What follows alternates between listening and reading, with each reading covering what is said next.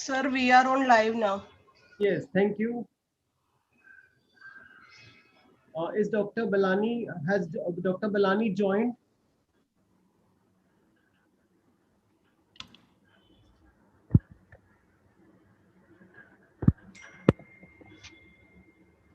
Sorry, I can't see him. Dr. Mandeep, ma'am, should we begin? Dr. Rajiv, Dr. Balani may not be joining today, so you can please start the event. Okay, thank you so for the approval.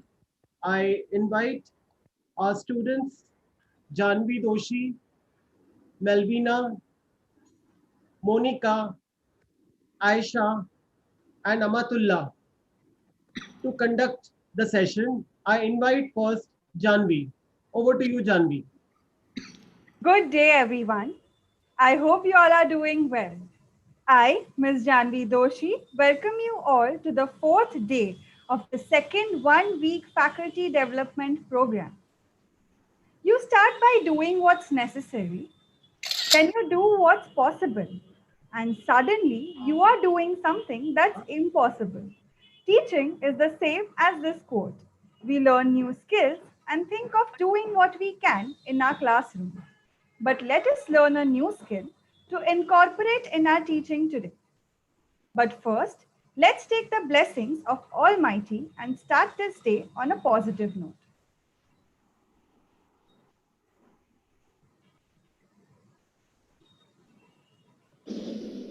ॐ सर्वे भवन्तु सुखिनः सर्वे सन्तु निरामया सर्वे भद्राणि पश्यन्तु मा कश्चित् दुःखभाग् भवेत् ॐ अस्तु मा सद्गमय तमसो मा ज्योतिर्गमय मृत्योर्मा अमृतं गमय ॐ शान्ति शान्ति शान्तिः. John Dewey says, if we teach today's students like yesterday's, we rob them of tomorrow. In this ever-changing world, there's a need of emerging pedagogies, and Bombay Teachers Training College has taken a step towards encouraging and mentoring their student teachers and in-service teachers to teach the young minds through emerging pedagogies. BTTC is on the fourth day of its one-week faculty development program, and we are here with yet another interesting topic. But before introducing our speaker for today, I would like Ms. Melvina D'Souza to enlighten us with highlights of day 3. Thank you, Janvi. 21st October 2020 was the day 3 of second series of faculty development program organized by Bombay Teachers Training College on the theme Emerging Pedagogies for the 21st Century. Dr. Manisha Tyagi, faculty of Bombay Teachers Training College, moderated the session. She welcomed the audience, resource person, supported by our volunteers, Monica Dikshit, Dharasha, and others. The session commenced with the college prayer. It was streamed live on the YouTube channel of BTTC Official. Ms. Priyanka Babbar, our resource person, shared her insights on the topic, the power of storytelling in education. Ms. Priyanka helped us to understand the way we narrate the story has a great impact on children's mind. She explained how we can remove the barriers in the society by narrating stories and transforming the young minds of our country to become better citizens of tomorrow. She also explained, with the help of activities, how we should treat every individual equally with no bias, especially with regard to gender. The question and answer session was moderated by Dr. Manisha Tyagi, and all the queries of the participants were solved by Ms. Priyanka Babbar with great enthusiasm. It was indeed a very interesting and engaging session for all of us. Thank you, Melvina. Our guest speaker for today is a teacher who believes that project-based learning is the upcoming pedagogy.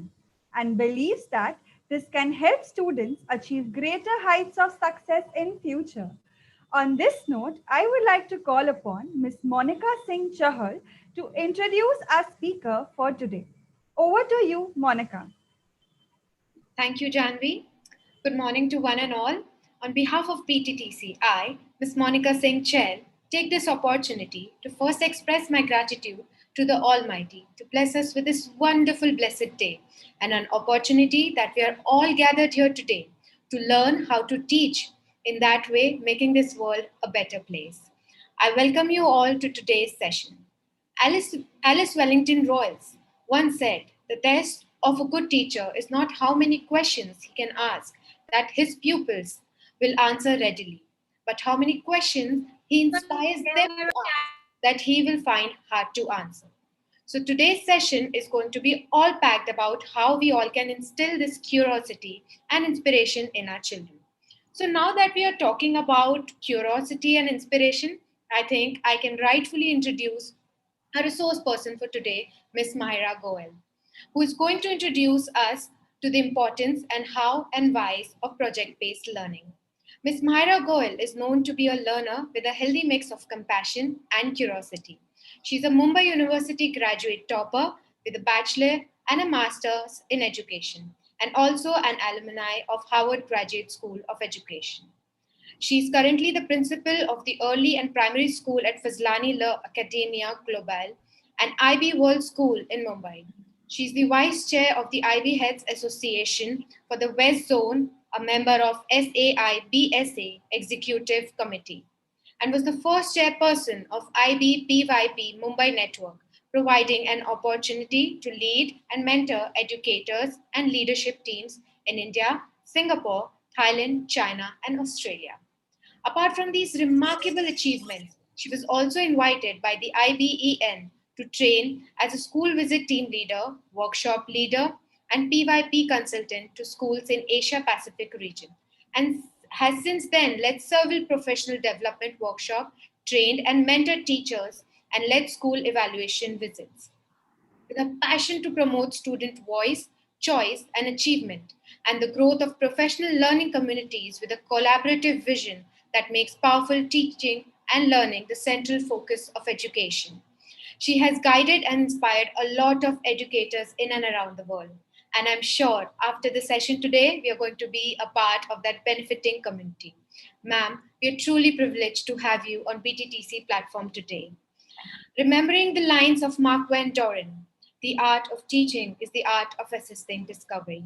I now hand over to Ms. Mahira Goel to help us develop this art through her project-based learning session today. Over to you, ma'am. Thank you, Monica. I'll just start sharing my screen. Thank you, everybody who's here. And of course, thank you for the opportunity, BTTC. I'll just start sharing my screen now.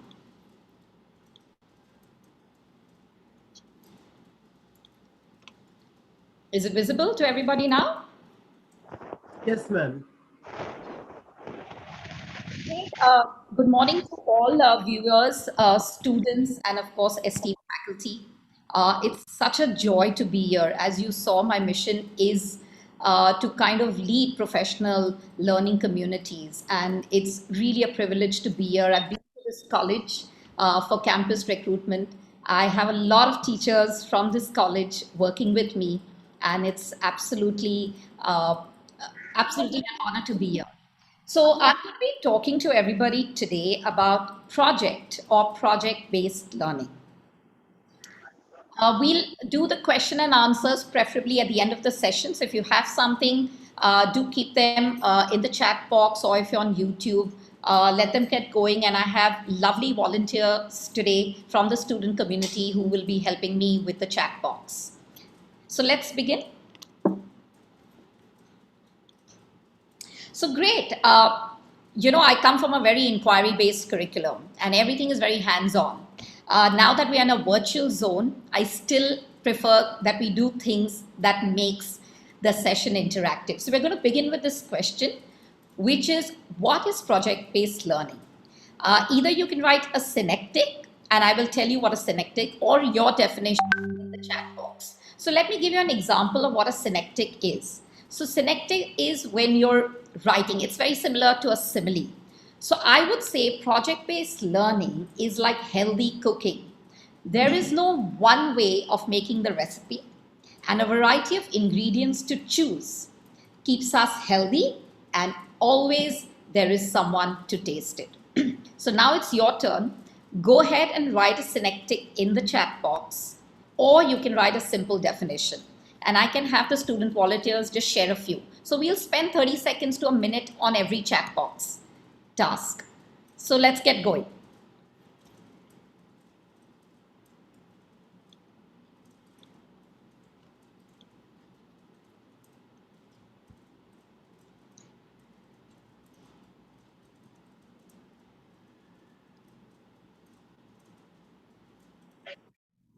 So students, y'all can keep sharing as and when you get something in the chat box. So either a definition of what is project, I can see something. I think Miss Melvina has written PBL is like solving a jigsaw puzzle.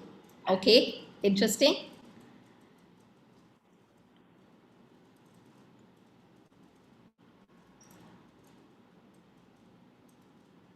Anybody else? Anything coming through? Come on.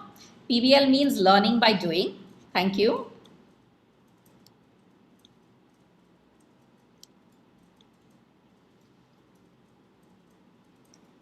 I like that. PBL is like gardening. You can provide all the necessary things, then you just have to watch it bloom and come to life. I like that, Monica. Okay, awesome. So we can continue to keep building on this definition. Okay. Anything from YouTube you all will like to share, because I can't see that platform. Okay, so let's move on then. And thank you everybody for sharing your definitions. And let's see if we can build on these, edit or amend them as we go on through the presentation. Nice. It's like putting thoughts into action and creating a masterpiece. Awesome. Okay, so let me, Monica, I think did a lot in introducing me, but I'm going to quickly share this. And I always feel, and I think the quote you put with my photograph today was apt, because I truly believe without a team, uh, any good organization cannot function. And that's why I put this, that my story also has a lot of characters in it. So quickly to share, that's my professional learning network. I do a lot of workshops for the IB, so that's them there. That's my new colleagues from Harvard. I took a year off to do a master's in school leadership and graduated in 2019. So now I actually have global leaders who are there. And in this entire lockdown, we've all been sharing notes, and it's been amazing to have their perspective. That's my team. And there are a lot of teachers from BTTC as part of my team. And it's really great. So they are my strength. They are my pillars. And of course, the youngest of the lot are my children from my school. So I think we learn from children a lot every day, and they keep us on our toes and make sure as a teacher that we refine ourselves every day. So that's my professional learning community. Always grateful to the IB for what I am today. Harvard, who extended my journey, and of course, this school, Fazlani, where I've been since I started in my career as an educator. So, quickly moving on now, you will see two icons throughout the session. One means you need to start thinking about the task, and the second will be we need to start putting our thoughts in the chat box. Okay, so I really love this quote. Now that we've moved from the lockdown, we're going to go into the new normal, which says, I can't understand why people are frightened of new ideas. I'm frightened of the old ones, right? We all moved to a very different journey in teaching and learning. The session today is to inspire you to new ideas, and for that matter, maybe even agitate you to try and think of things you may have not even considered. I hope it may also fulfill some of your beliefs, and you will find a voice probably that aligns with your thoughts. And when I talk about the word inspire, I also talk about inspiring children because I think that's what we teachers are here for. In fact, the other day at another webinar, I heard something and I thought I'd share it. And that person said, inspiration is the opposite of respiration. So let's breathe in, and I hope you can make the most of this session. So, as teachers or even as a presenter, we are all either creators or curators. And today I am here as a curator. You know, our brains learn by grouping a lot of information together, right, in patterns. And cognitive scientists call these patterns or schemas, connecting knowledge. But you see, all of us don't have that. So we need curators, right? That's what a good museum does. It takes piles and piles of artifacts and selects only a few that represent an idea or a moment or an event. And that's what I am here. I have curated things with project based learning, which I hope will be helpful as you go on in your journey. What are our guiding questions for the session today? What is project based learning? Why? So, why for me is always very important. Start with a why. Every time as a teacher, start with a why. I'm doing this. Why am I doing this? What's the learning occurring in my classroom? So, purpose is so important. And of course, why now is all the most important now with project based learning. Now, with the new NEP, as well as we are in a virtual zone. So how can we get kids to really go about their projects and passion? Next is how. We'll be learning how. We'll look at some design elements. And then, of course, I'll share some sample projects, which will give you a little realistic view of how to go about doing things. Okay, so let's begin with the chat box. You can see the chat box sign up there. I quickly want the audience to write A or B. And if somebody wants to put a Y, that'll be great. And I need the student volunteers to help me here. So A or B on this slide, what do you believe in? Okay, I have somebody who I can see has written B. Awesome. Okay, thank you. I can see B. If somebody wants to write a Y, keep writing on the chat box because you can help others. You must be having a reason, A or B. Yes, B. When we think about project-based learning, we're not looking at the theater-style classroom anymore. We're looking at collaborative learning. So that's why B. And of course, today we have something new. It could also be C, but we're not going to look at that one right now. Okay, let's move on to the next. A or B, pedagogy or andragogy. I don't know if you have learnt about andragogy, but I just said let me take a try, but you can learn a bit about it from the slide.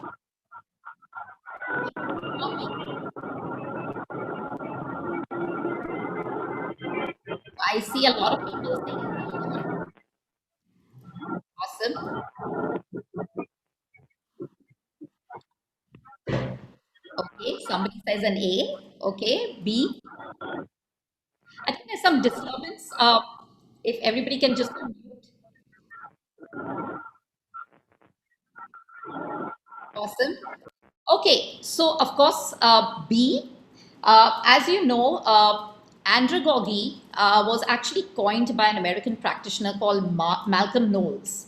Now, what Malcolm Knowles said is he actually defined andragogy as the art and science of helping adults learn. So he always said adults are goal oriented, they are practical, they bring life experiences and knowledge to learning. And as we think about this, and observing all these firsthand at professional conferences, I began to wonder if the reason why these principles don't apply to children and at all levels.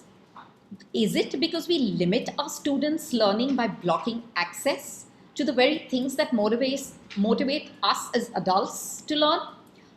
Can students be self-motivated, self-directed? Let's start thinking about that one. And as we think about that, let's look at our role. So which one? A or B? What do you do as a teacher when you start beginning with a concept? A or B?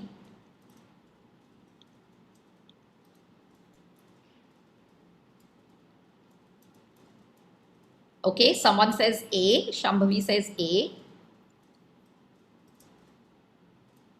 Okay, somebody else also says A. Somebody says B. Okay, I have one person who says B. Okay, one more B.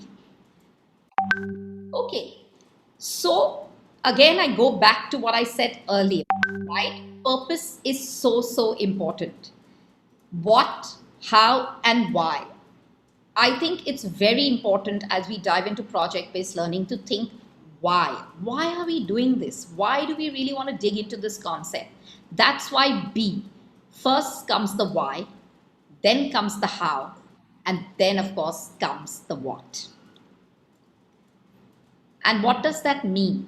We want teachers to stop being the sage on the stage. We want you to be the guide on the side. We want you to be the facilitator. So let's move on. So I'm going to play a short film. It's a story. And I want you to use this particular strategy. I'm sure a lot of you may have heard about it. It's called See, Think, Wonder. I want you to see what you see in the video. What do you think about that? And what does it make you wonder? Okay, I'm going to quickly start playing it and we'll come back after the story.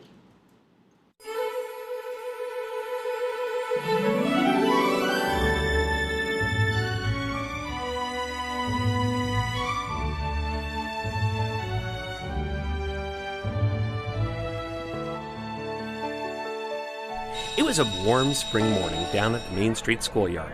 Excitement was in the air. "Hey, check this out," said Charlie. "The school's Going Places contest has been announced. Come on, let's go get our kits." And so the kits were handed out. Everyone identical, everyone with a set of precise instructions. Each student set off to work. Charlie knew how to follow directions. He made great progress and was quite proud of his work. Meanwhile, Maya was taking her time. She watched the world around her, noticing other ways things go places.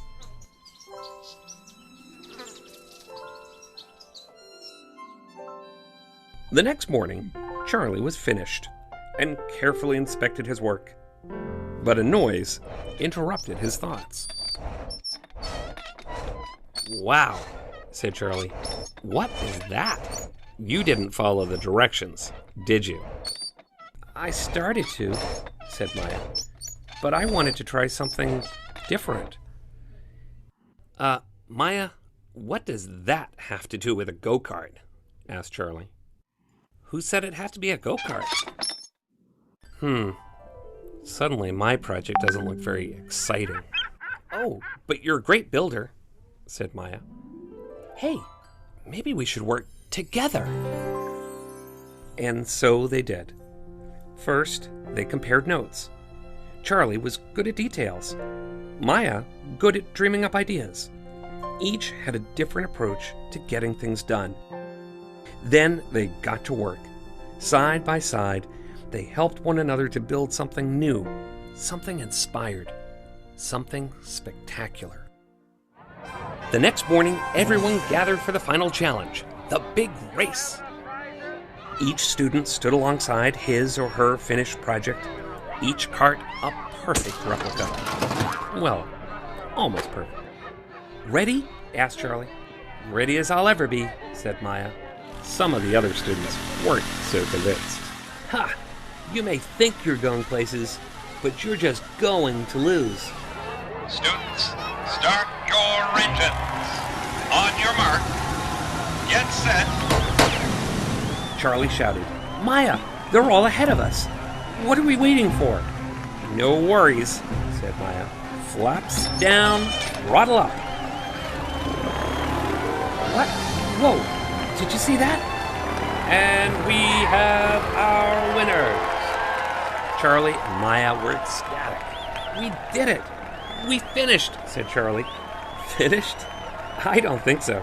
We've only just begun." "Right. Flaps down, throttle up." And off they went. They really were going places. They were going above and beyond.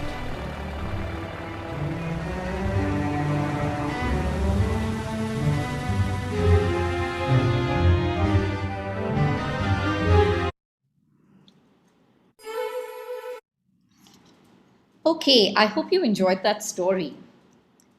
So let's go back now to our chat box. How does it connect with you? Don't we all have a Charlie or Maya in our classrooms? And what are we doing as teachers to kind of meet their passion and their interests? So I would love to hear some thoughts if anybody has been able to think and wonder or have a question or connect with their definition of the PBL. Anybody would like to share a thought or say something?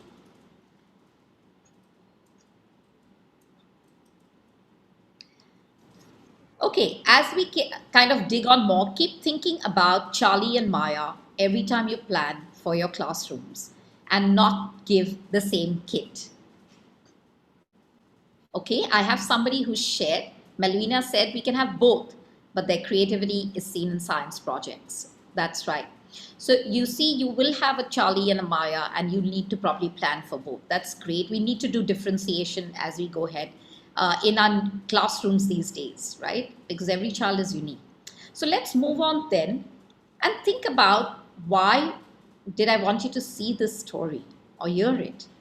Well, isn't it? It's good to know the content. It's great to know the pedagogy. But most important for any teacher is to know the kids in her classroom. So that is very, very important. Also, another thought that crossed my mind was, it's a quote by Jerome Bruner, and he said, the fish will be last to discover water, right? So generally speaking, what I'm trying to say is we are all in a system and we keep doing things without the awareness that we need to change. And I put this challenge to all of us today.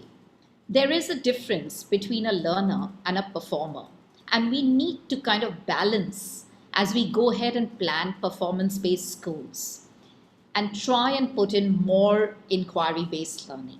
So let's think again, what is the purpose of school? So let me share the definition of project-based learning.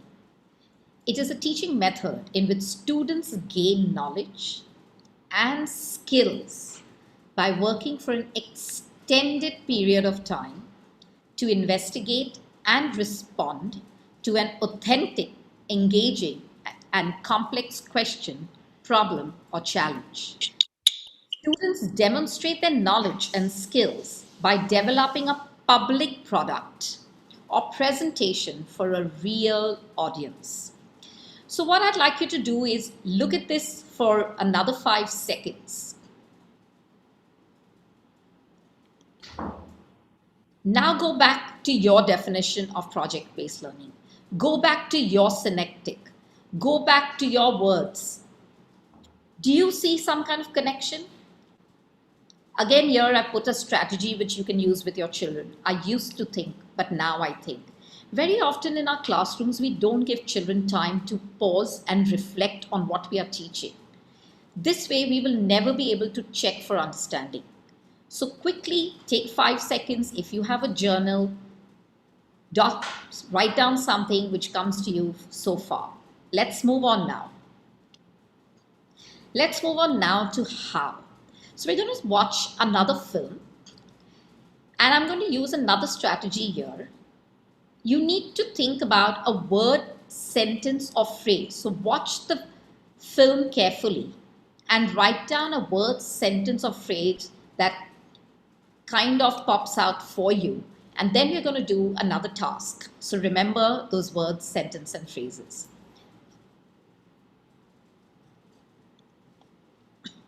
Today, we're going to start a new project. Teachers and their students have been doing projects since forever. More and more are doing project-based learning. So what's the difference? That's a great question. Let's start off by reviewing. Projects are typically limited in scope and duration. They're a good way for students to work with content they've already learned. Flip to the paper that says sundial. In project-based learning, students learn through the project. Interesting. They address a real-world problem, a driving question, one that can't be Googled and has no single right answer. We were talking about how can we prepare for Atlanta's change in weather. Students have voice and choice in PBL, some input into how they'll answer the driving question. Does anybody think they might have some ideas? So they gain ownership of their learning. So those questions led to our investigation. They collaborate in a process of sustained inquiry, lasting more than a few days. We've got a whole lot of work to do. They reflect on their learning through discussions, formative assessments, and critiques of their peers' work. We are going to take a look at one of your friends' work today. And then revise their work based on those reflections. Now let's see it. Okay, there we go. We got it. You can High five! The final product is shared with an audience beyond the classroom. Maybe that's professionals in a related field, I appreciated how thoughtfully you responded. or it could be the kids in the class next door.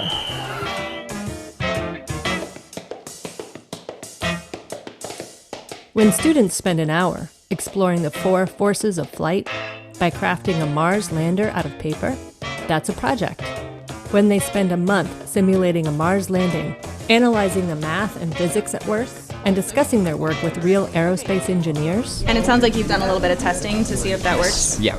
That's project-based learning. Capiche? Capiche. Research shows that rigorous PBL can result in higher engagement and deeper content knowledge. You're rocking it. Keep it up, okay? Learn more about project-based learning at Edutopia. Today, we're going to start. So let's go back. And I'm not going to ask you for your word, sentence, or phrase, but we're going to do a quick exercise. And maybe that's where you can start thinking if you got onto the right sentence, phrase, or word. And as a teacher, think, am I doing this right? Am I doing a project or am I doing project-based learning? So let me ask you a simple question before we do the exercise. What would you work on? And anybody can write this in the chat box. Would you do a project on the tiger or would you do a project on extinction?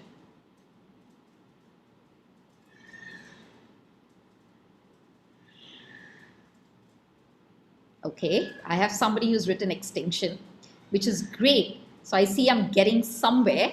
So remember, tiger is just a very small idea. Extinction is the big idea. So that's what your project should focus on. So let's quickly move on now to the exercise.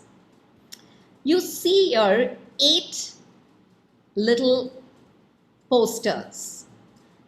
You need to guess which ones are a project and which ones connect with project-based learning. And you can put your answers in the chat box together. So you could say, okay, I think 1, 3, 6 are PBL and 2, 5, 8 are maybe project.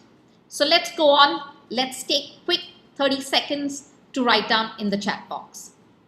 And YouTube viewers, you can write down itself, and then maybe I can have some volunteers quickly tell me if some answers come from YouTube too. Okay, let's begin. Look at your word, phrase, sentence and think which ones are PBL and which ones are project. Okay, I have somebody who's written 1, 3, 5, 7. Okay. 1, 3, 4, 5, 7. Okay.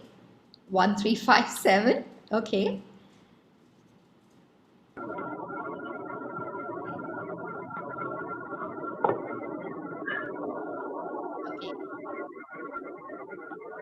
Awesome.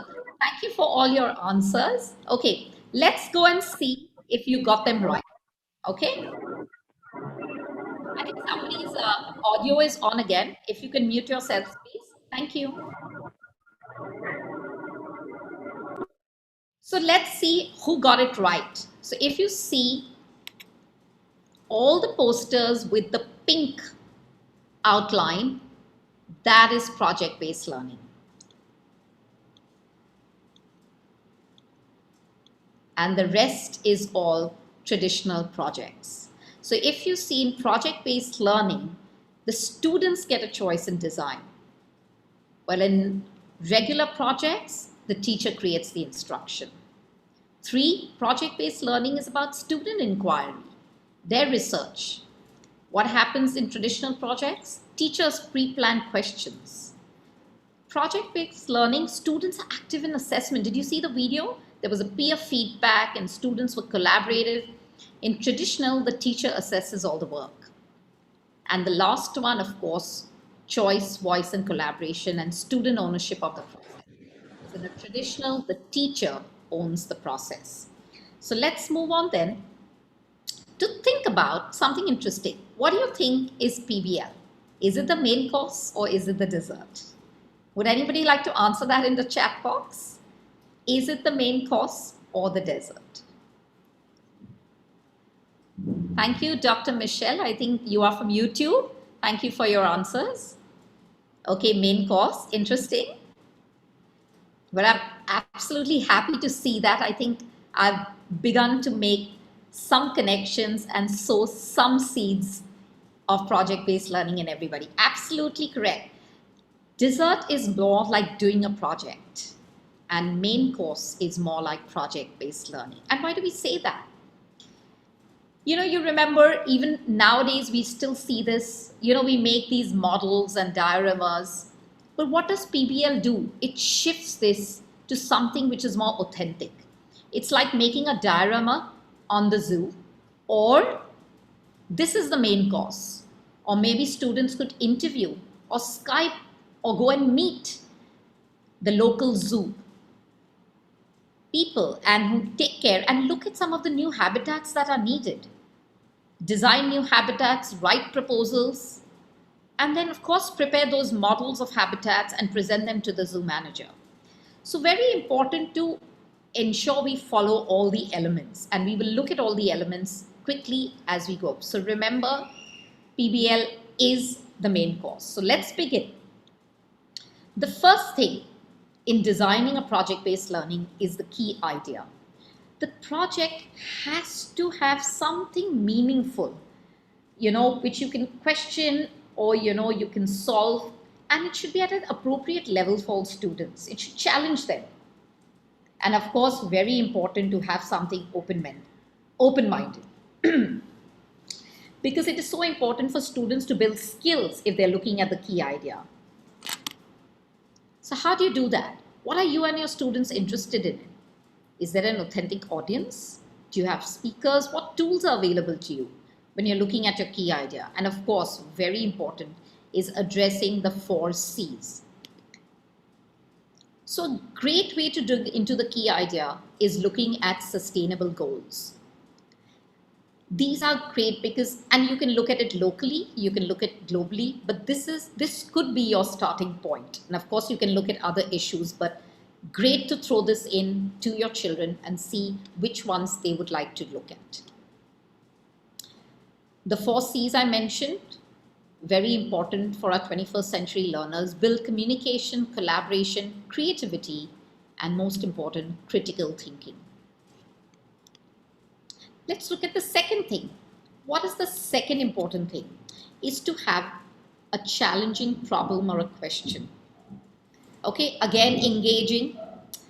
We need to move children beyond the 3 R's, right? Give them opportunities that we see in a real workplace, because we don't know what future jobs are like. So again, look at what are the learning styles you have in your classroom? What is the end that you have in mind? Again, as I said, begin with your why. Begin with the end in mind. The third is in-depth inquiry.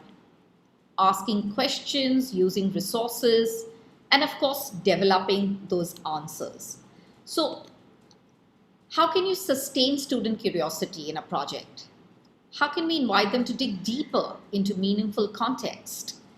In true deep inquiry, students actually follow a trail that begins with their own questions. And then, of course, they search for resources and then making connections with the different subjects Remember, in schools nowadays, we try and look at transdisciplinary learning more than this, because that's how we see it in the real world, right? So start thinking of those elements. How would you really solve a problem in the real world? So, what is a good quality product, right? What kind of project would have meaning? And for that, the driving question is absolutely key. And when we are making questions, of course, one can take a whole day and do a workshop on questioning. But very important to think about direct questions and open-ended questions. I think we all as students, I think as teachers who are learning to be teachers and who are know that direct questions are just at the very bottom of Bloom's taxonomy. Whereas open-ended can actually lead them and lead us to create more meaningful assignments and learning experience as we go on. So again, very important, make sure it grabs the student, open-ended, connects to learning goals, and also very important to look at global citizenship. So let's look at a quick example, okay? So what causes earthquakes, right?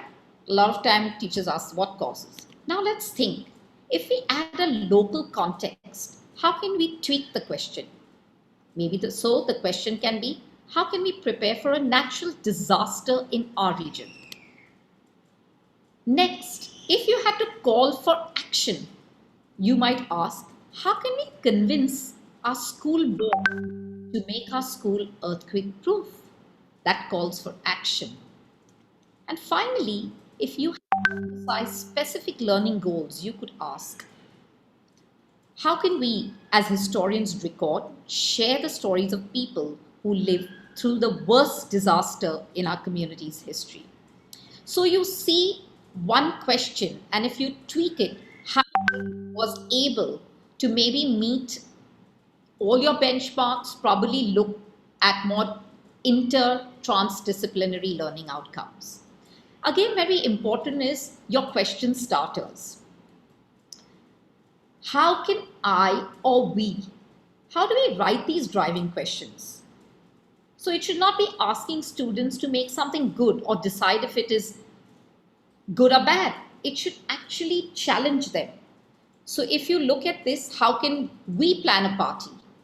And who's the audience? So my friends will want to attend. Or how can we design a toy store that customers will spend money at? And then finally, so you see all these are very simple projects, more catered to, that's what these projects would be like, simple things.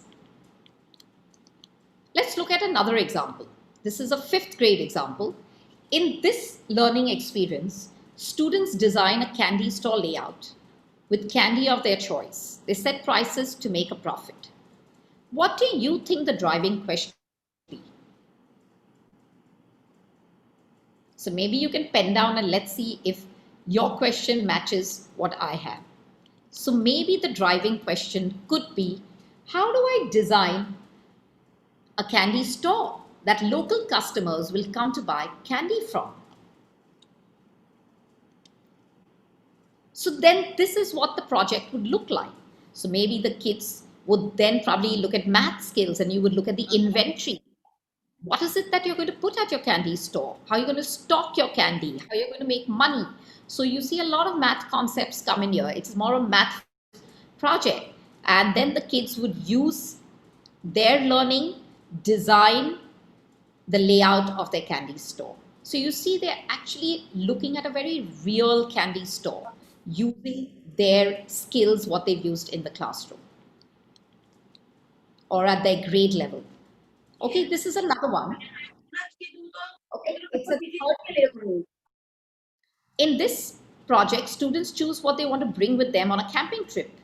They use the number of campers to choose tents and plan out campsites. They also plan the activities they will do on their trip and some of the ingredients for the s'mores. You know, s'mores are things that you do on a camping.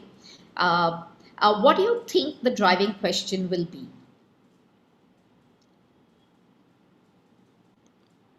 So this is what the question was. So how do I plan a camping trip that my friends and families will love or will be happy to attend. Okay, very simple, very basic, but again, a lot of thought that goes into a project. Very important is the next ingredient, student voice and choice. So students are allowed to make some choices about the products they want to create. Okay? And then, of course, facilitated by the teacher. So here, just as we think about student choice, voice, and collaboration, we need to think about who is the participant, who is the designer or co-designer, an advocate and an entrepreneur. Is it the teacher? And when is the teacher there?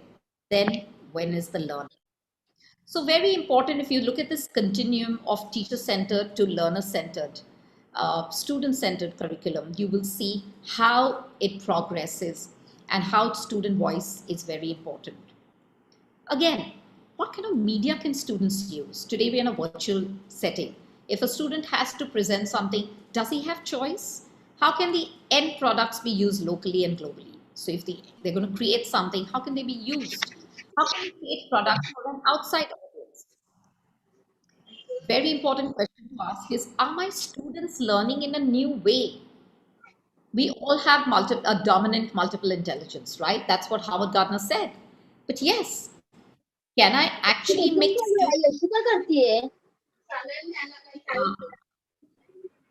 Vaishnavi, please mute yourself.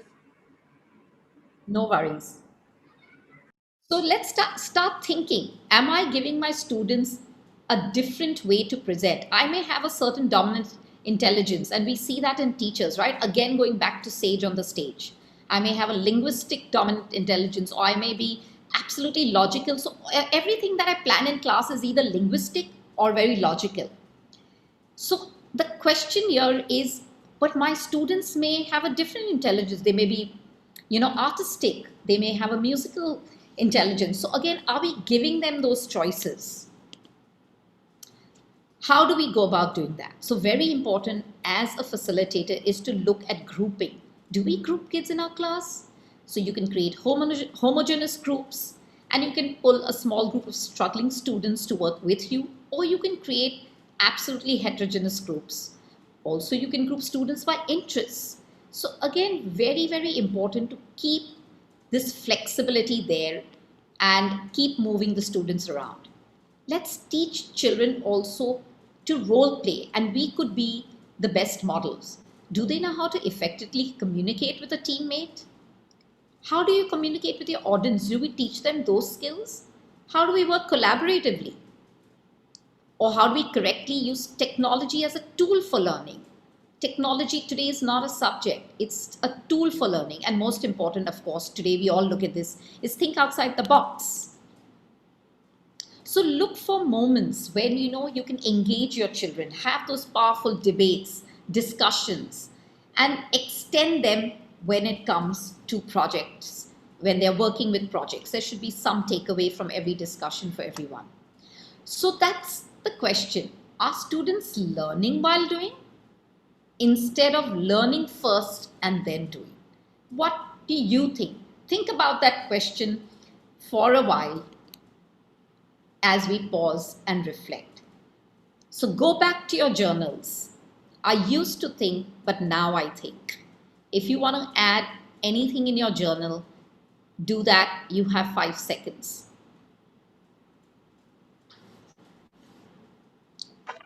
If you need to pen a question, you can pen a question at this point. So let's move on then. Very important when it comes to a project. It has to be authentic.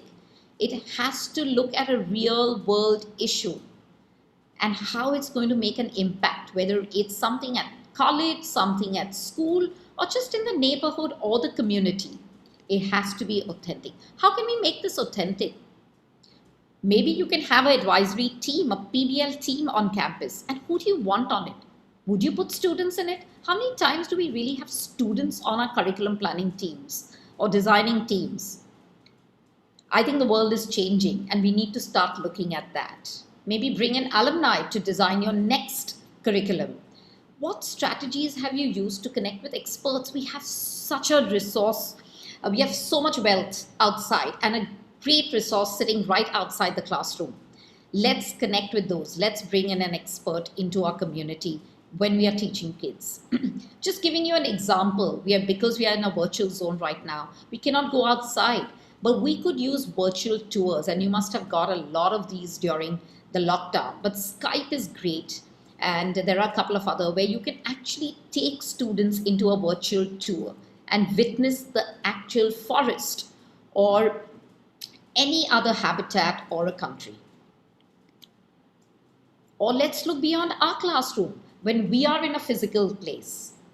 If you look at Mumbai itself, and I've done a snapshot, even if I was just looking at how many playgrounds do we have around us, because play is so important. And if that was my project, I'd probably just visit all the playgrounds and see how many I have, what's around it. Is it safe to be there? Or I'm probably looking at the financial institutions. Just look at it's so rich. It's only if we can make use of our own environment beyond the classroom. Moving on, reflection. Pausing and reflecting is so important. And why? I think the project reflection process gives students an opportunity to really go back and think and get some feedback. Just like we have Bloom's taxonomy, I really like this taxonomy, which is by Peter Pappas. And he says, let's look at remembering. What did I do? So it's great for students to use this. Understanding what was important about it. Where could I use this again? It's so important, right? We're really not making a project on a tiger and a dinosaur. How do I use this project somewhere to create awareness? Did I see any patterns when I was analyzing or looking at the different options in the data I collected? How well did I do? And then, of course, self-evaluate. Maybe have the facilitator evaluate. And then creating what should I do next. So if you see, it's an entire cycle of inquiry where you're always reflecting and always posing questions. So again, let's look at my, a student can say, let's look at my project idea again, so that I know it has something for awareness, something to advocate, and something that calls for action. And of course, scaffolding is so important for teachers to do as kids go about their project. So quickly, think what next? How can you adjust your project calendar to ensure, right? As teachers, we are all pressed for time. Oh, I don't have time. I need to finish the curriculum. But PBL is not, something you add to your curriculum. It is your curriculum. And look at it that way. So again, it's a partnership between teachers and learners. And very important to continue the reflection process through a variety of ways, and we will talk about that next.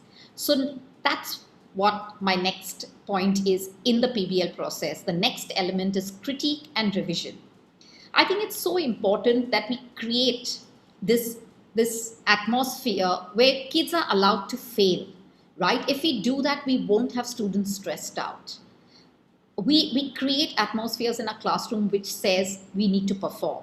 If we just create that, it'll open out spaces for feedback. So very important is to start with a project map. And now we're coming to assessing the project. So as we all know, we love the summative assessment, right? The final product. But in project-based learning, what is really important is the process, right? Formative assessment and significant. I remember when I learned about formative and summative, there was this thing which says that formative assessment is when you as a chef will taste the soup, and summative is something when the guest tastes the soup. So always remember it like that. It is very important that we keep looking at formative assessment and keep adjusting our variables. And very important is to shift the lens from how can I to how can my students, remember, go back to andragogy. Can my students do this? And what are some of the strategies that we can do? Now, because we're in a virtual learning, I'm showing you things that you could probably do with kids in a virtual space. So students at different grade levels can and know now even how to create a learning blog. If not a learning blog, it could be as simple as doing a Flipgrid, and you'll see I'll show you more strategies. So learning blog could be more at a little higher level, where kids could create their own blog and write simple things on whatever project they're learning about. Another very interesting thing is to probably do sketch notes. I don't know if anybody has heard about sketch notes, but it's great because, you know, a lot of us express ourselves through arts and through symbols. So symbols is very important. Even at a lower level, getting kids to maybe do a sketch note is so nice. A lot of us do these Google Forms. You could create an exit ticket on a Google form to check what is it that the student really knows and has learned today. You could do a lot of digital media exit cards. So Flipgrid is great. I don't know if you've heard of a tool where a student can actually record their voice and their presentation and they can put it onto any platform. Another one is Edmodo. Edmodo is a collaborative platform. Even as a teacher collaborative community, you can use it, or you could use it even to kind of, communicate with students and parents. And then, of course, we have Twitter. If your kids are a little at an older grade level, they could tweet, and you could make an internal tweet group, which really does not have to get published. So all the tweets stay within. And then, of course, one of my favorites is the Padlet. And I'm sure a lot of teachers now know the Padlet. So again, all these tools are free. Padlet, to some extent, it gives you around 10 Padlets odd, and then, you know, it's a paying platform. But it's fabulous, and you must look at it. And it's the most easiest for students to use. So again, digital media cards, and of course, other exit cards. Once you go back to a physical place, there's lots on Google to look up. Coming to assessment, very important is to make a rubric. As we progress through formative assessments, we know that it's more about checking for understanding as the student progresses. So we're not always going to do a test. We're not always going to do that worksheet, right? And that's why that rubric is so important, to kind of, challenge students to do different things. As we go higher, students can create the rubrics. What is important for a good rubric is to have clear goals, clear criteria, 4 to 6 subcategories.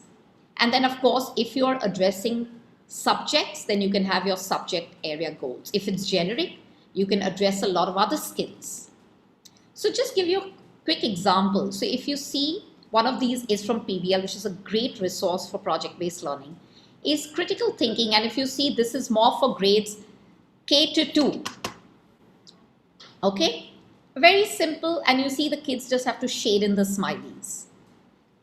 Go on, you see a little higher level. And these are basically your standards. So where is it that I am? So continuous feedback will help the student. So let's start thinking now about coming to the final product, right? Do they really mirror real life applications of knowledge? How could they contribute to the community? And how could we extend them to the next level? So for that, it's very important that I have an audience. Who is my audience? Who's the ideal audience? It is not somebody that I would know. So, if I present to my class, it wouldn't make sense. So either you present to your next class, which you saw on the video, or maybe you can have a real authentic audience. That's why when you bring in people from the community outside, it gives them a real picture into where their project is. So what is it that you want from your audience, right? Maybe if it's a very technical project, as you go higher level, you'll want a technical feedback. Response or action. So you could do maybe a poll or vote, do a survey, and that's what you could do. Then who's the audience for the real world version?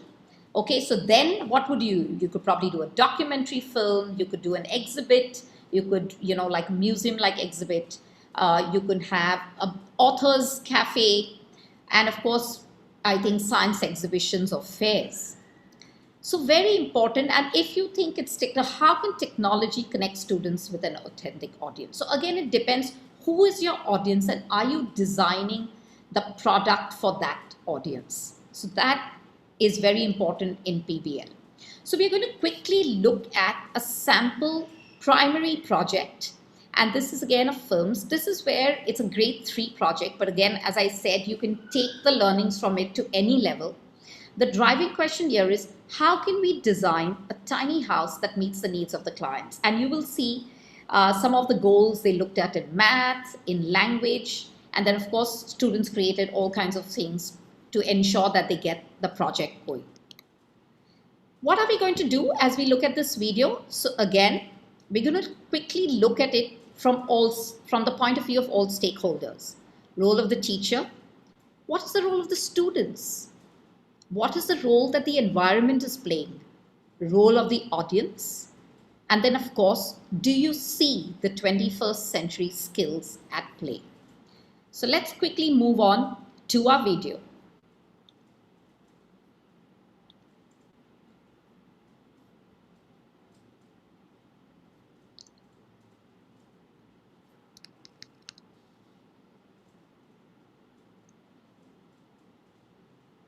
For this project, you are going to design a home, you're going to plan a home, you're going to build a home. This project, the Tiny House Project, is where students are designing tiny houses. Remember, when you're going to build this, we have to think about who's living in the house. There was a boom in tiny homes, just the idea of living in one, just because in the city the population is growing and there's more people, less room. And maybe a tiny house is more cost efficient, more green. Would you like to have your own room? Yeah. Would you like to have your own space? Yeah. Okay. The driving question was, how can we, as a design team, design a house for clients, taking into consideration budget and location and personal preferences? The entry event was Minecraft. So they used Minecraft to build just a house that they would build for their family. This is inside the house. This is where, like, the sofa, and over here is where I sleep. They're able to use their creativity. They're able to just be free and just to build without anybody giving them parameters. Back to our project and this driving question. What do we need to know to answer this question? Like, say they have family that's gonna come live with them. They have to think about that. Like, have a guest room. The Minecraft building sparked, like, how many rooms do we build? And so they came up with their need to knows. Any other need to knows you'd like to add? You have to imagine how much it costs. Well, we have to know, like, how many kids there are or how big the family is, and what are those questions that you think you should ask the client? And they're like, yeah. And so we come back to the driving question, we came back to the need to knows, and we came back to their entry event, just so that they can get some questions that are appropriate for their project to their client. What is the minimum square footage you want? 400 feet. You want a second story? Yes, second story would be good. Okay. Okay, yeah, that'd be cool. I think it's important for them to know that there's a real client because it gives the project more authenticity. Would you like to have a garden outside your house? Yes. When they form a relationship with the client, then they start to care about what the client thinks. This is the final product. This is what the construction documents look like. But not too different from that concept drawing, right? We have the bedrooms up here, master bedroom in the corner. So I asked an expert to come and present to the students, and he was actually a structural engineer. You're going to see elevations. Just kind of look at what kind of information is on there. How do you tell a wall is a wall? You can see you put two lines parallel to one another. And we talked about making blueprints and what does that look like, or having a layout. Oh, look, it even has plants right here. I want these. These are called elevations. I think they were really excited about seeing the blueprints because it was just real things that they can hold, they can touch, and they can see, and they know that engineers touched it and engineers made this, and this is what we're going to do. All right, we're gonna move into our next rotation. On this side, we have front row and RAS kids for listening to reading and answering comprehension questions. So as we plan the project, we think about the standards that we're going to be using. In this project, we're using opinion writing or reading of informational text, and we integrate that into like a daily rotation in English language arts. So this is an article from NASA, and it's called Tiny House Fun. If you have something you want to highlight, like you want to get back to, or a word that you really don't understand and you want to learn more about that, you can highlight some words. So on that day, I had a group and we were looking at informational reading. And then another group, they were listening to a book that had to do with houses. And then another group was working on vocabulary, and all the vocabulary is part of the project. And then another group was just doing their read to self, and that's just books that they're interested in, so they're practicing reading independently. Write your name at the top. For math rotations, we call it math with the teacher, math with technology, and math with a partner. The house size that your client wanted. And then I'm working with the group, and we're really looking at area and perimeter and the difference between area and perimeter. Okay, so can you tell me what the square units are here? Another activity that we did with math was the Cheez-Its math. When they looked at square footage, we said that each Cheez-Its was 1 square inch, and they used that kind of information to do square footage within a house. It was just kind of a connection for them.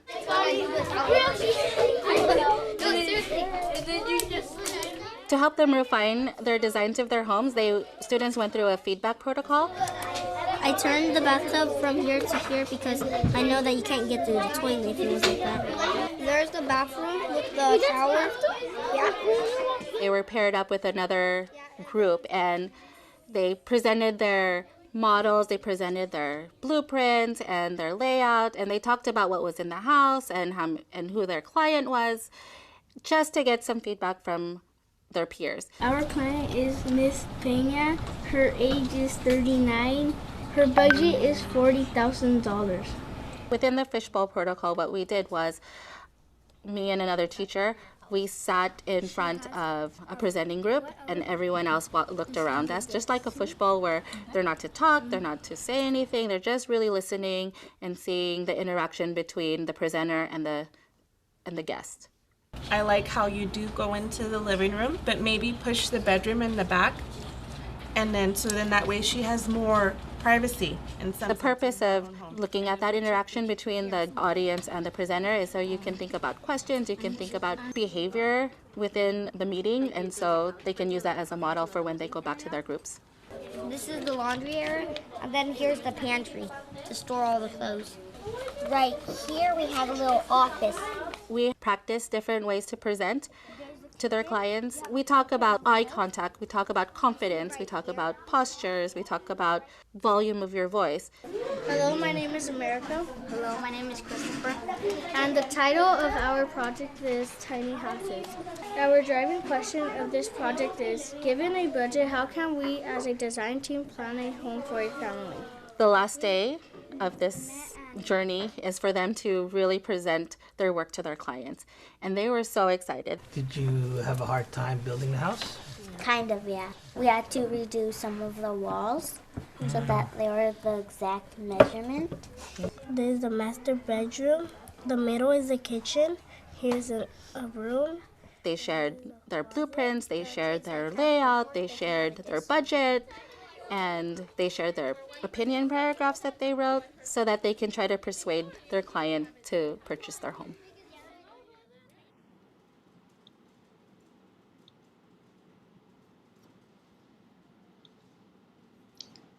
So great. I hope that film gave you a little more deeper insight into what project-based learning really looks like in a classroom. At school, in the primary years program, we have something called the Grade 5 PYP exhibition, and you'll see a lot of kids do something similar. Unfortunately, I don't have pictures or anything. They're all at school and would have loved to share some real projects with you.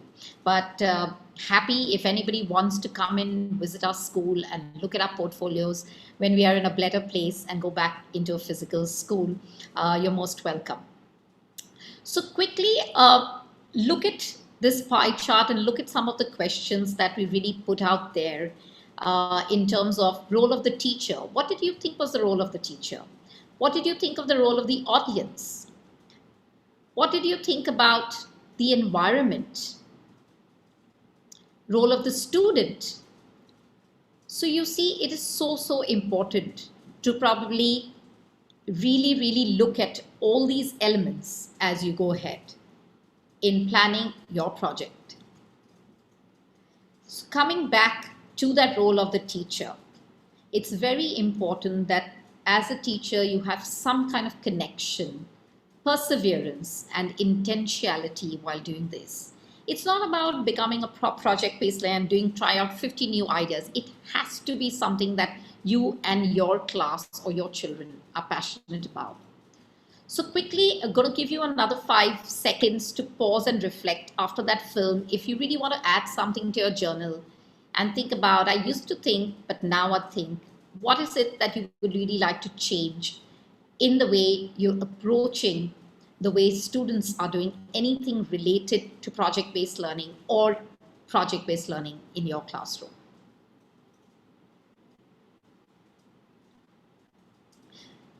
So soon after this, I'm going to be sharing with you some sample projects, just some ideas. So what is important as we move ahead and as you think about project-based learning is to create that hook for students.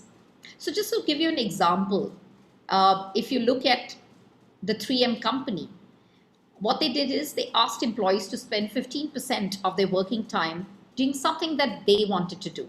And what was the outcome of it? It's the post-it notes that we all love using today. What about Google? Google gave their engineers 20% of their time again to work on things which were not related to the assignments. And what happened? We got Gmail. So I think that hook is so important and so important to give kids that choice or voice, even a week, even one day in the week in your classroom. So I'm going to quickly look at a sample secondary project. So if you're working with a little higher grade, this is what one of the teachers did, gave 20% of the class time over the next 12 weeks to the kids to do self-directed projects. It started with a 60-second project pitch. And this is really what the teacher put out, what you need to do in the project pitch and, how do you pitch with somebody, it's like the Shark Tank that you probably watch on television. So this was the first assignment. Very important. The teacher also put out a rubric co-designed with the students. So again, where are you at an intern stage, employee or boss? And then of course, these were all, teacher peer rubrics done together. The second one, of course, also very important, okay, where they had to deliver a speech. So if you see, everything is very well done along with the students. And then because there has to be a structure. And then of course, there was a rubric that accompanied even the speech project. So there you have the 60 seconds pitch proposal. Then you have the speech. And then of course, what the students did is they gave everybody either the green light, the yellow light, or the red light. So that way the students who were probably at the yellow light or red light were able to then chat and move or revise their project. Remember, we looked at remodeling things. Of course, they had a lot of exit tickets. And exit tickets are so important. So we do a lot of exit tickets at our school when we are doing our portfolios, and we ask children really what did they like about doing this particular piece of work when they put it in their portfolio. And teachers also write an exit ticket where they really write why the teacher liked. So the student picks up a piece they liked through the year, through the term, and then teachers also pick up a piece that they liked and like about it. And mind you, these are not the best pieces. They're probably pieces where children really worked. Probably they struggled, they were able to achieve their goals. And that's why they become all the more meaningful. So these were actually some of the projects that came about when 20% time was given to the students.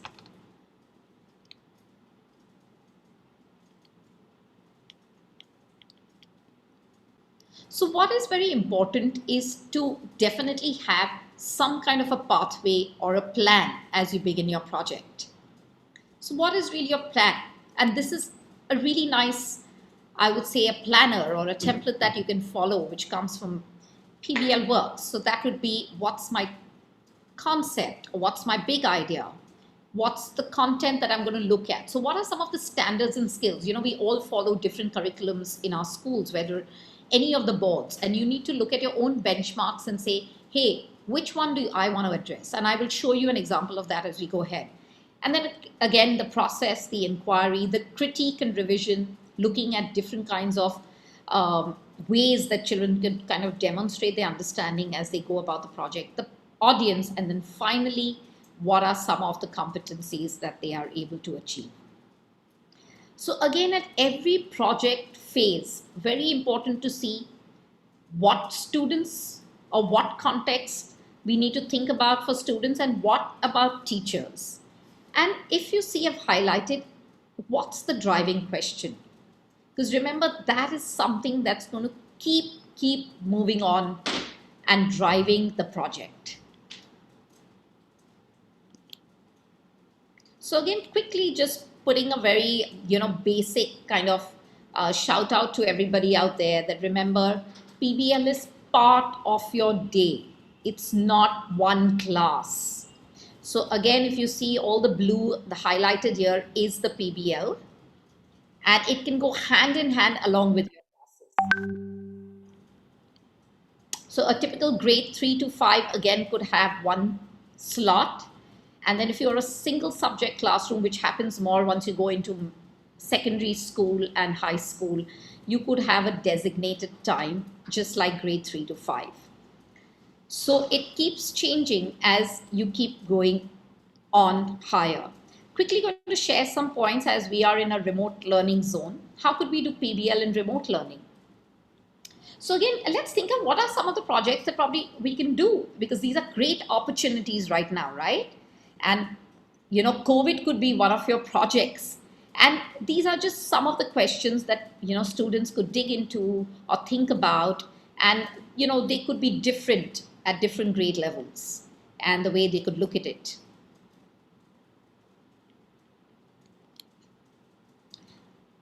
I think a great idea, and our students love, is to probably create digital infographics or posters, study what's happening really inside the body. What did I learn? What really could have gone, with this virus that we're not being able to come up with any cure or vaccine quickly as we would deem to. So these are great opportunities to look into, a great opportunity for a project. Other opportunities, well, as you see, everybody's been, using their cooking skills during lockdown. So maybe you can have the kids, again, not just put up, pictures of that cake they made. No, that's not PBL. But actually, maybe they could host a cooking show, plan healthy menus. They can run a PE class for the family. And how could they do that? They need to first kind of investigate, what are some of the things they eat, or how many hours do they do a workout or go for a walk. And of course, then I spoke about the zoo and creating habitats for the children. So very important is, again, that driving question in planning the how can we create a school at home, right? That's what we've been doing over the last couple of months. So again, some ideas for remote PBL. These are again more elaborate and they come from PBL works. It's probably if you're looking at plastics. A driving question could be how can we reduce the amount of marine debris entering our oceans? Very important is to have some kind of a project summary. Now, PBL Works has a lot of projects available which you can use. So again, a very basic summary for somebody to understand as a facilitator. This is what really our group wants to go and do. Remember, I spoke about considering students. Consider your students. What do you think they already know about recycling or disposal of plastic? What about the context? Do we have some kind of waste management infrastructure in our community? Who's in charge? And then, of course, consider the content and skills. How will we kind of match this to build the skills or the benchmarks in our curriculum at that grade level? So again, if you're looking at literacy, you could look at some of these benchmarks. These are just examples. So as I said, it's not always that, a project only is science or social studies focused. You could build in your literacy and numerical skills. So maybe this is a more literacy and a science focused project.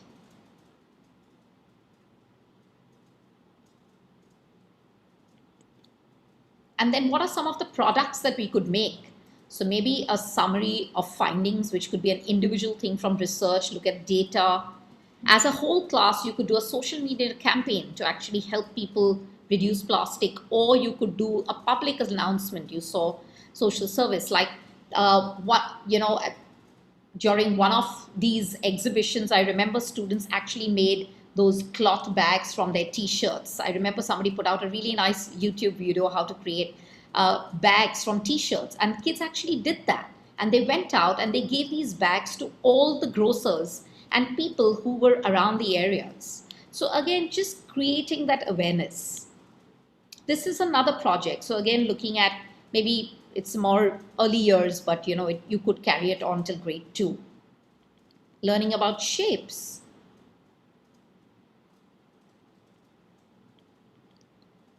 Because remember, we see shapes all around us. So again, going back and thinking, really, where are my students? Can I take them somewhere? Where can they see shapes in the real world? What is the context? Do I have enough in the community? Do I have enough artists? Do I have, libraries or experts who I can get? What about the resources at school? And then, of course, the skills that are present and you'd like to build on. So again, here I've looked at mathematical goals. So again, picked up a project that you can look. So you can see we're looking totally at a math learning outcome here and how we can look. And then, of course, literacy. So describing things, describing people, places, recalling information, do a recount. So how you can link your benchmarks. And then, of course, you have products again.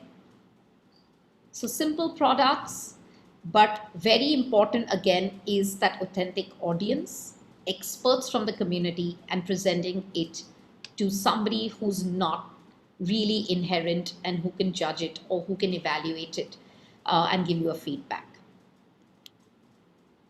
So quick pause, reflect and think if you'd like to add on something with these ideas. And of course, you can keep building on to these as you go ahead.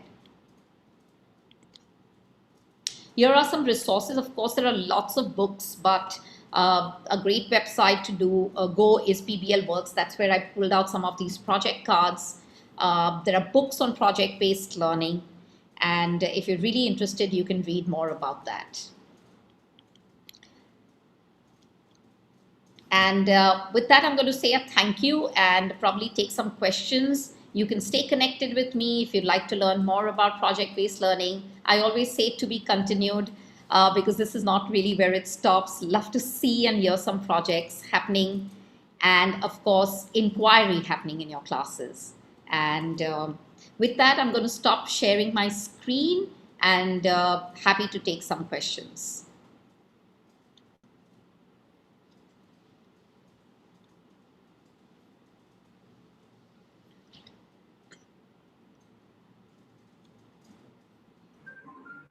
Hello, ma'am. Yeah, so in fact, I would like to share with you first the appreciations. There are many, but few which the um, student volunteers have forwarded to me. Sure, sir. The participants on the Zoom platform as well as on the YouTube, they have appreciated a lot about the presentation. Judishtra Muduli, I may not be probably pronouncing the name properly, but then that is the name on the YouTube. She says very nice. And Shamim Mullah says creativity, practicality, and connecting to nature. She has learned, and this should be encouraged. Shashti Agarwal says giving our hope, some innovative creating, a must for learners. Dr. Bhupinder Singh mentions nice presentation. Sakti Malar finds this session very useful. Aikishan Pandey says very informative. Adina Naik also finds this presentation very nice. Poonam finds it very informative. Michelle D'Souza said that it is an interesting activity related to real life. Julius McMahon says it's a nice presentation. Kiran Chatani also finds your explanation to be very nice. So all these viewers and many more have appreciated your presentation, madam. And really speaking, I have not found any particular questions being posed on the YouTube channel Okay. specifically relating to it. Probably they have found your presentation to be very effective and clear. So maybe all the doubts are already taken care of by you. uh, I'm still checking the Chat box. yeah, Yeah. even my students have appreciated. Privately, they have messaged me that your explanation is very good, very clear, and we have understood the concept. Happy. Yes, they also mentioned that they are now in a position to apply it in their teaching. Lovely, lovely. That's a very good, ma'am, appreciation. Um, Sunita Solvat has mentioned, thank you, ma'am, it helps me a lot in my career. Thank you. Yes, so I think on the Zoom chat, even you are aware about the appreciation, like excellent way to teach PBL, new creative way, informative and interesting. That is by Smita Kalaskar. So um, Reshma Attar says nice presentation, and the list goes on. So, ma'am, I will now open the forum for any questions or queries. Though they have not mentioned it on the chat, I will invite the participants and my faculty members, those who are on the Zoom, if they would like to ask you a question. Sure. They would like some query to get clarified. Sure. Sharmila Pathare mentions that it's a good presentation, very interesting.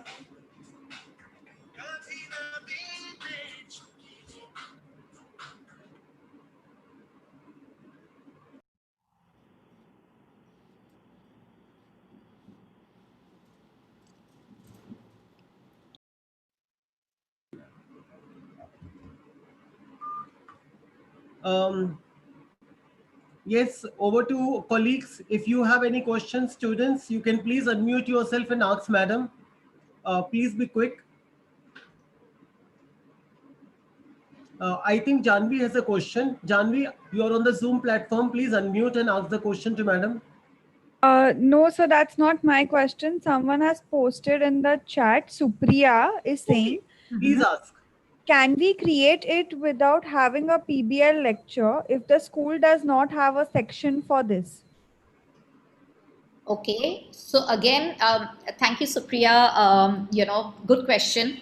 Uh, as you know, at times we move into schools which do restrict our creativity, and pressed for time. But again, as I said, you don't have PBL is not a lecture. It's not one class. You can create and sow seeds of project-based learning with what you're doing. So even if you're teaching a simple concept like plants, you can start an entire project hand in hand on sustainability. Or again, as I said, if you're learning about animals, you could actually look at extinction. If you're looking at government, there's so much you can do in terms of censorship, corruption. These are big ideas. Or if you're looking at traditions or rituals, you can look at culture. That's the bigger umbrella. So you could always have something going hand in hand with your students. And remember, today everybody is becoming good at blended learning. So you no longer need those hours only in your classroom. You can ensure that kids work and kids love doing things that they love doing. So if you restrict them and say, hey, you need to make a shoebox model tomorrow, maybe they may not come by and you will need a lecture for it. But let them choose something and let them kind of present it in the way they like. So remember, don't make it into a lecture. It could go on through the year. All you need is to give time to the children and keep kind of giving them that feedback. I hope I was able to answer that one. Yes, ma'am. Excuse me, Dr. Jha. Yes, Dr. Ansari. Yeah, I would like to ask one question from ma'am. Sure. Ma'am, your presentation was very nice. I would like to know, since I'm a mathematics teacher, yes. What I have found many a time, teachers always say that what kind of project should we have in mathematics? Right.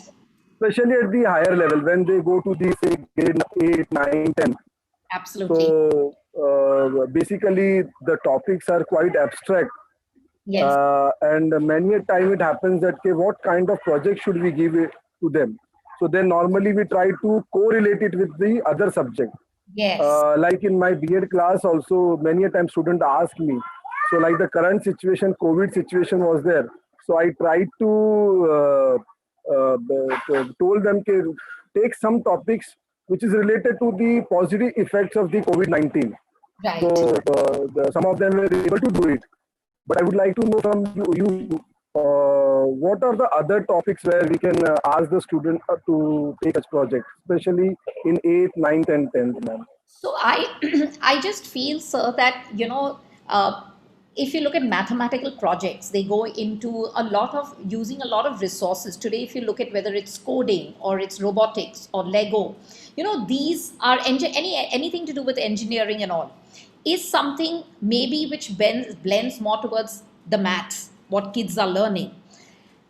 But I would encourage students not just to look at math. So if I know that they're learning a concept in science, if you looked at that little house that the kids were making, you could take it to a little higher level and ask the kids to probably look at something like that, and then bring in the mathematical skills that they have or they already know.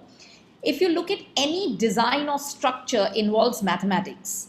So if you're going to look at whether, even if I'm going to put out a statue out there in the community, what is it that I need to consider? What's the space? What's the angle? Where is the sun falling? Where's the light? What's the color going to be? So I think there are so many opportunities. If you're going to put a fence around it, how high should the fence be? So again, I would encourage students to look at a blend rather than only saying, let me look at math. So whatever you're teaching in math could lend to the other subjects. Like now in a lot of, if you look at the IB, they have these science projects. So it's all the sciences coming together. So, it'd be interesting, to do a transdisciplinary project or something that you're doing at school. Maybe you could kind of collaborate with the other teachers and then put out a driving question, or the students could come up with the driving question. And, that's how the project would go on through the year based on their learnings. Right, ma'am. Right. I agree with you. Basically, I am also trying to look for mathematics laboratory in different schools. But what I found, especially in the KVs, there is a special room where they have a mathematics laboratory. Right. But other than that, I have visited number of schools where I couldn't find as such like what we call mathematics laboratory. Right. Maybe because of that, people may not able to take up the mathematics project. Because when we talk about some project, we need some space also. Like in science, we have a science laboratory. So nicely people can go and do their job. But for mathematics, this is the thing which I have found it is lacking in a number of schools. Please don't restrict yourselves to space. Bring in the math manipulatives into... No, ma'am. From my side, I'm always trying to put my effort to do the work in such a way that people should, because my main objective is that we need to create interest. Once that interest is developed, that spark is there, then automatically people will learn mathematics. Otherwise, nowadays, people are not ready to, the moment we say about mathematics, there's some kind of phobia. I don't know. Maybe they are not ready to express also. But then, humko nahi karna. Means this is what they try to respond. Another thing you could do, sir, look at some of math apps. There are a lot of mathematical. Yeah. Kids could use those, games. Everything requires a math. You need to have some mathematics in it, or any business project. Even if I have to sell something, I'll have to have a basic knowledge of accounting, economics, everything. So you see, it links with it. It could be something as basic as selling a product, and how can I make use of math in that? My knowledge of economics or whatever. It's more business management, but math comes in somewhere. No, definitely, ma'am. In accounting, maths definitely come. Absolutely. How one is going to use it, that is up to the person. Thank you, ma'am. Thank you for your... Sir, you'll get a lot of other project ideas from the site that I mentioned. Yeah. Thank you, ma'am. Welcome. Thank you, Dr. Thanks, sir. Ansari, for the question. Thank you. Madam, there is one Thank you, Dr. question in my mind, Yes. which probably you can reiterate and re-emphasize. Sure. The thing is that often our alumni, also those who are in schools, they come and they report that, sir, completion of the syllabus is paramount, Right. especially for the parents, for the school definitely. So what happens is the constructivist approaches such as problem based learning is difficult for them to implement. Second association which I would like to bring to your notice, and which you might have also have experienced, that often the projects that are given by many schools, I will not say all the schools, but many schools, are such projects which the parents do it for their children. Absolutely. So how can we bridge this? How can we bring the real spirit of problem-based learning into our Indian schools in the Indian context, where the class size is large and Right. where we have such a mentality? Thank you for the question, ma'am. Right. So I think again, I go back to going back, okay, to the school itself. And I know there is pressure, but I think, I've seen school leaders, and I feel if we can justify the purpose to a parent or to even the school management that this is what I'm going to do, and it's going to be through the year. So again, as I keep saying, PBL is not like 1 month or 2 months. It could be something that you can start at the beginning of the year and the product can be ready at the end of the year.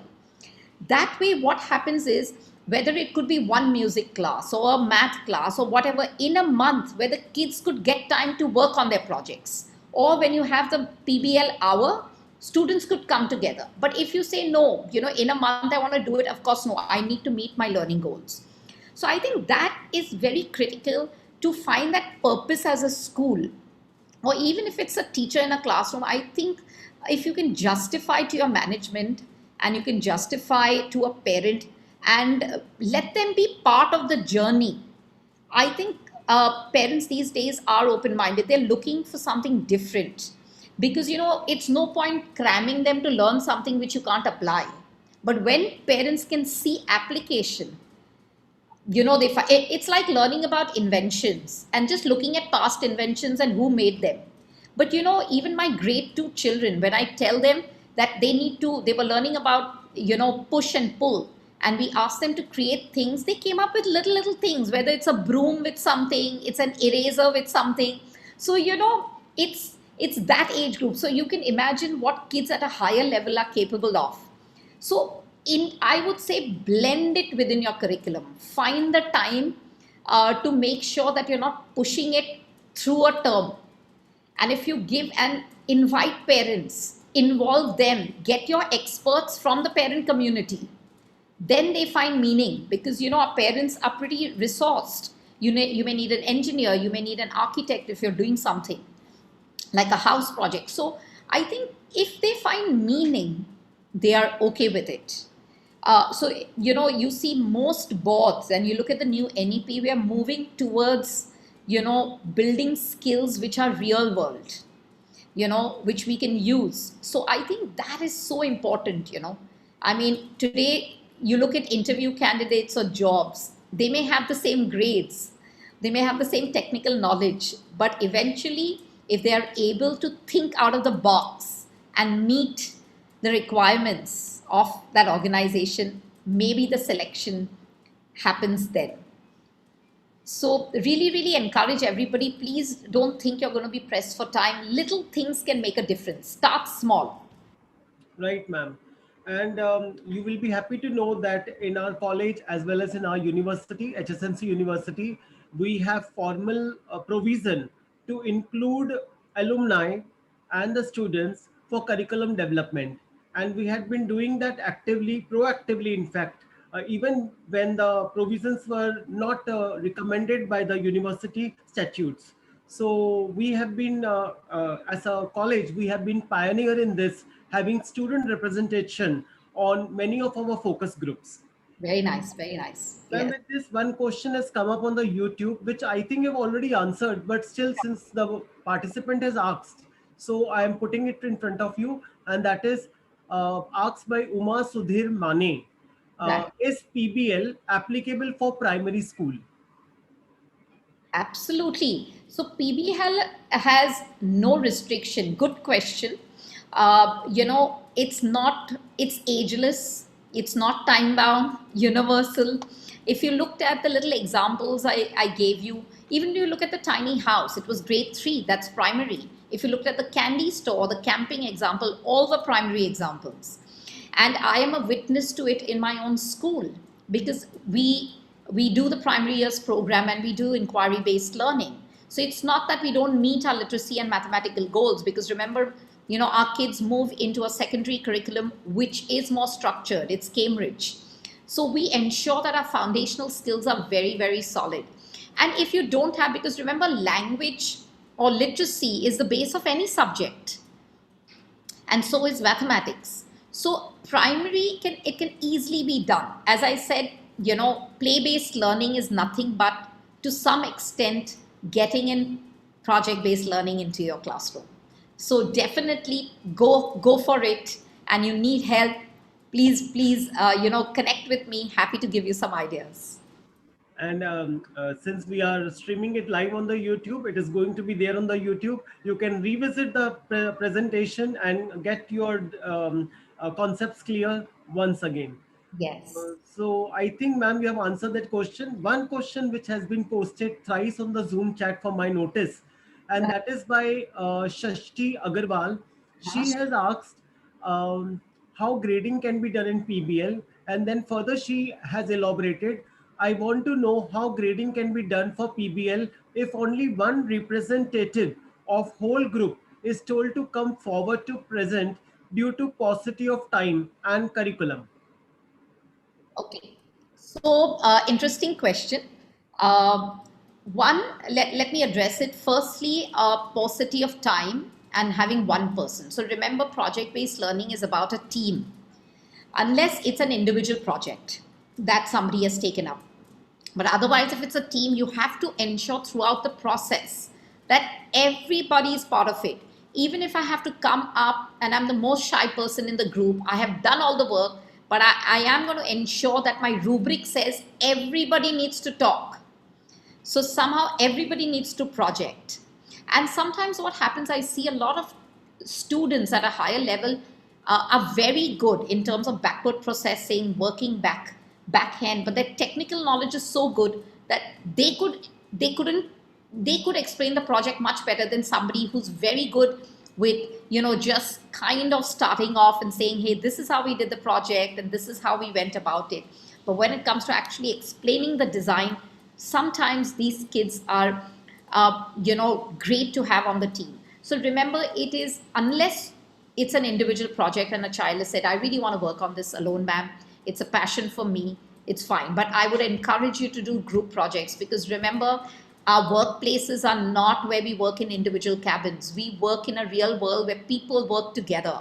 So those skills of collaboration, cooperation, respecting each other's ideas are also very important.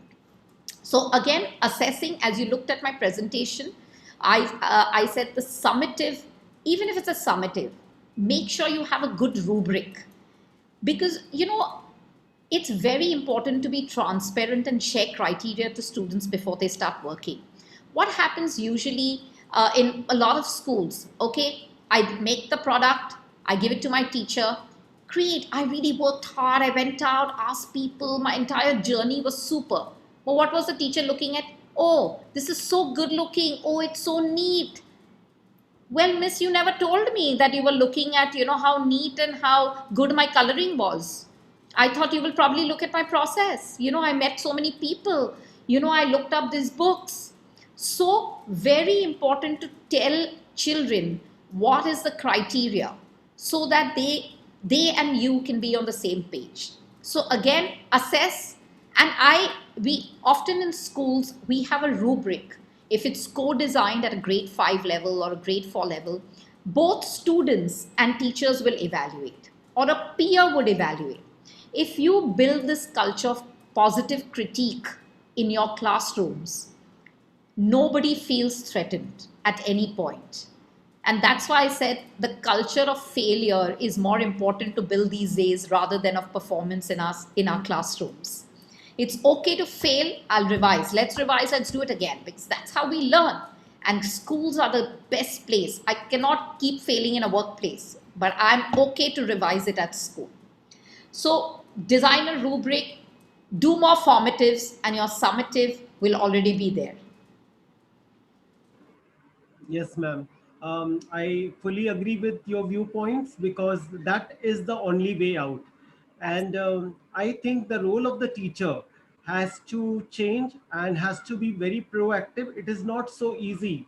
Lecturing is very easy, but carrying out such a constructivist activity such as problem-based learning is Yes. very challenging. Every teacher doesn't find it easy to do it, even though the present day syllabus and of course the upcoming NEP Yes. to 2020 is recommending all these things. I'm sure this webinar would pave a way in concrete terms to those participants who are watching right now, as well as to those who can visit the live streaming, the recording of it on our YouTube channel and get good concepts. Your ideas such as why, how, what, guide on the side, see, think, wonder, big idea, then the analogy of PBL as the main course and project as the dessert, 21st century skills which you have emphasized, communication, collaboration, creativity, critical thinking, and the wonderful way that you unfolded the whole concept through the key idea, challenging problem, question, student voice choice, reflection, authenticity, critique and revision, continuous feedback, public audience, along with the videos and visuals that you showed and explained so well. I'm very sure that the participants are going to benefit immensely in the future to come. With this, I now see no questions on the YouTube as well as on the Zoom chat. So I conclude this question answer session, ma'am. And I now invite our student to proceed with the further part of proposing the formal vote of thanks. So our ECEP student Amatullah, I invite you for the formal vote of thanks. Thank you, ma'am. Thank you. Thank you, sir. I am profusely overjoyed to extend my gratitude and thank our honorable resource person for today, Ms. Mahira Goyal ma'am, for highlighting and teaching us the application of project-based learning. It is very rightly quoted by Sir Ken Robinson that curiosity is the engine of achievement. Today's learning acquaints us with the practical element that is now a progressive step to educational strategy.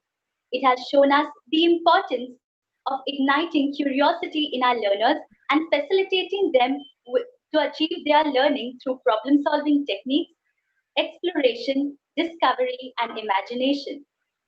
Thank you once again, ma'am, for encouraging us to think creatively and module constructive strategies that can help our learners to gain perspective about the real world by exploring and experiencing.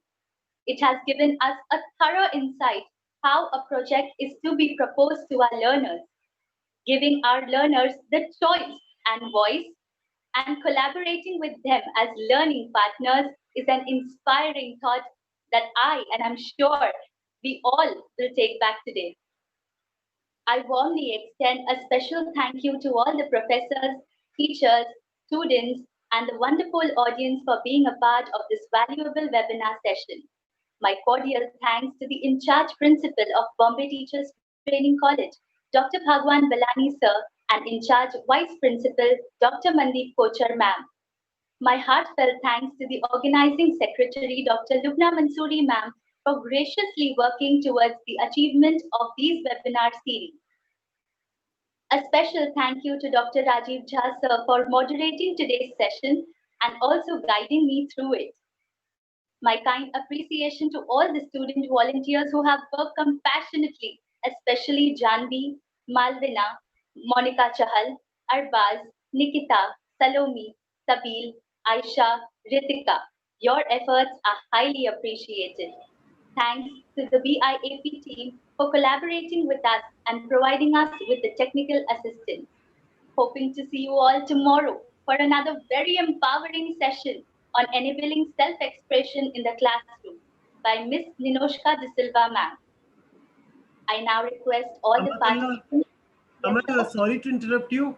One more person which I remember to be thanked is whose recording we used for the prayer, and that is our B.Ed student Anju Konai. Anju and Urmi. Thank you. I now request all the participants to kindly rise for the national anthem.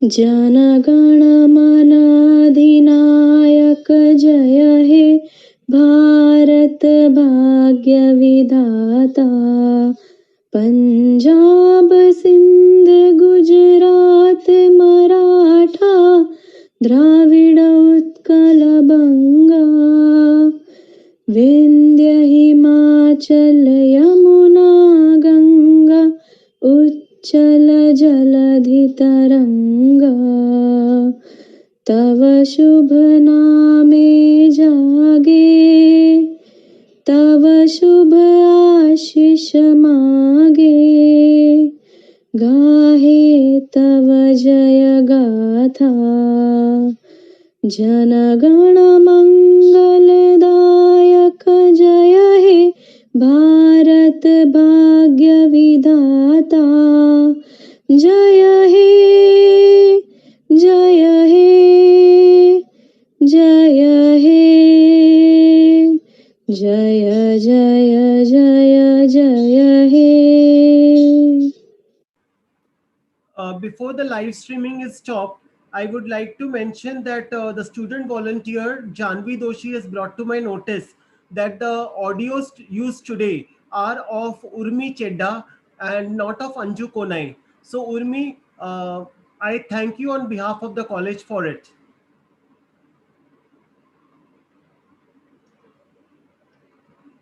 Thank you, ma'am, for being here with us.